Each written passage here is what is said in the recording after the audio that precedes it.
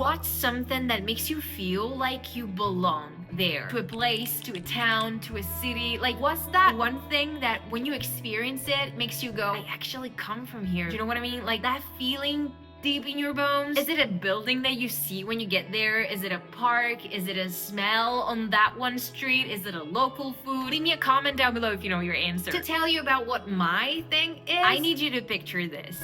Picture a field full of rides, full of stalls selling food and candies and sweet treats. It's a Saturday night, and even though you're in a small village, there are so many people all around you. And I know what you might be thinking. Barbs, by the way, this is Barbs. Hi everyone. Hello. Barbs, you're describing a fair, right? Maybe a lunapark. You could have just said it. But no, it is not just a fair that I'm talking about. I'm talking about an Italian SAGRA.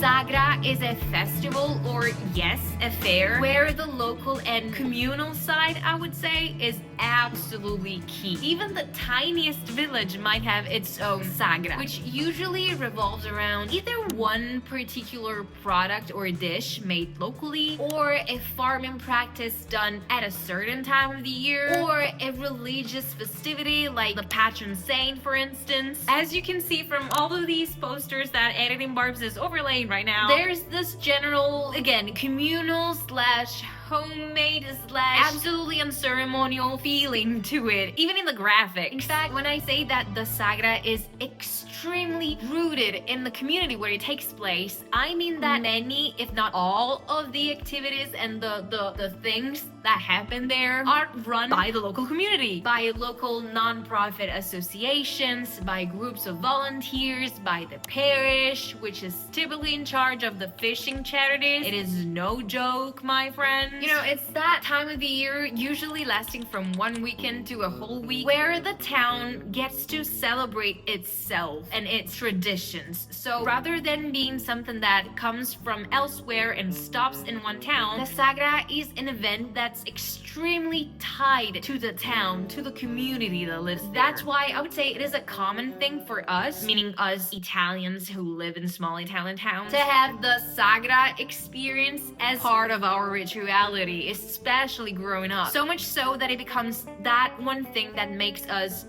feel we belong there.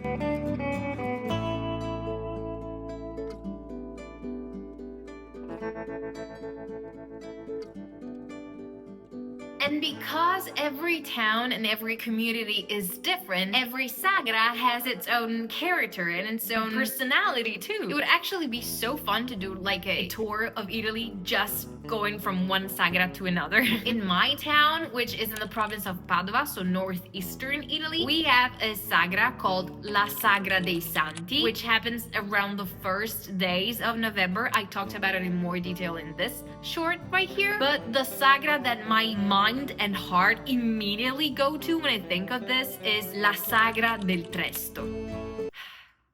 Where do I even begin? Il Tresto is a suburb of a small village called Ospedaletto Euganeo, again in the province of Padova, where the church slash sanctuary of La Madonna del Tresto is located. It was built in 1468 after the Madonna allegedly appeared to a boatman who lived nearby. I honestly don't know much else about that, but what I do know is that the SAGRA has been happening in honor of this event since 1469. Isn't this absolutely insane? In 1989, they officially decided to make it 10 days long, starting from the Friday before the fourth Sunday of September. I am so attached to this SAGRA because my grandparents on my mom's side came from this village and basically lived there all their lives. And to them, the SAGRA del Tresto was everything. My grandma used it as a yardstick to determine how huge or how cool and amazing amazing something was. Like, for instance, when I went to my first concert, she asked, was the crowd bigger than the people at the Sagra del Tresto? Or when I first went to a themed park, she asked, where are the rides as cool as the ones at the Sagra del Tresto? Especially back then, so when they were young, the Sagra del Tresto really was a big deal. And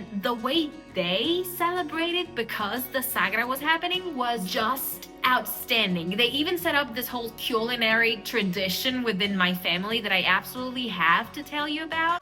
Let me preface this by saying that when you go to a Sagra, if you're really not in the mood for a panino or a piadina to go from one of the many food stalls, you can also opt for eating at the what should I call them? The mobile eateries that the local associations, Le Pro Loco, usually set up. They're basically these huge tents filled with long picnic-style tables where for a ridiculously small price, you can enjoy all of the local specialties cooked by their volunteers. Let's be honest and say that for the majority of people, this is the reason to go to a Sagra. Any Sagra, really. And obviously in that group of people too.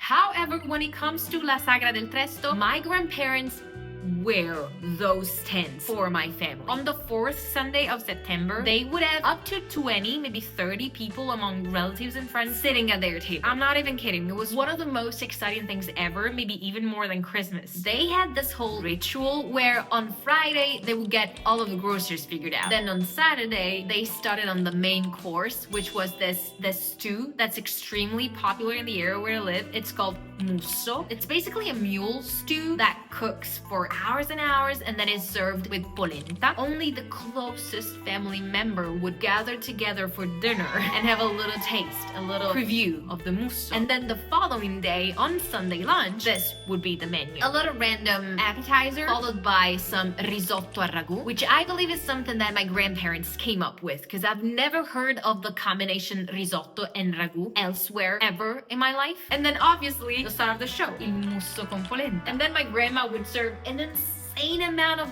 side dishes and desserts, sweet treats. And then we would obviously all go to the Sagra and have countless rides on all of the carousels.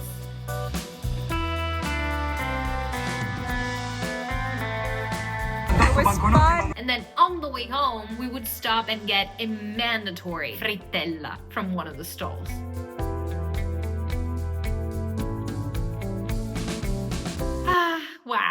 Wow. Now that my grandparents are not with us anymore, we just stopped the tradition of hosting lunch at home. We basically just go to the Sagra and do all the things there. It just wouldn't be the same, you know? Plus, none of us can replicate those dishes the way they did. But anyways, every single time that I go to the Sagra del Tresto, as soon as I take one step there, I'm like, this is where my roots are. This is where I come from. I'd like to wrap up this video by saying, well, hopefully I'll see you there next time. But it is honestly pretty wild to think that you could end up in Tresto Ospedaletto Ganeo on a late September night. Like, what are the chances, right? But what it is realistic to think is that on your next trip to Italy, you might spot one of those posters from before telling you a Sagra is happening in the area nearby. Well, in that case, I absolutely recommend you go. You will love it. You will immediately vibe with the place on another level. It is one of the most authentically Italian experiences you will ever have. Anyways, this was my take on the topic, but I am absolutely curious to hear yours, so leave me a comment down below. What's your thing that makes you feel like you belong somewhere? How different would you say a fair is from an Italian Sagra? Have you ever been to an Italian Sagra? Would you like to see La Sagra del Tresto? So many questions for you. Don't forget to give this video a thumbs up, subscribe to the channel, and as usual, thank you guys so much for watching and for following along, and I'll see you next time. Bye! 106! Ti sei sfogato Alfonso!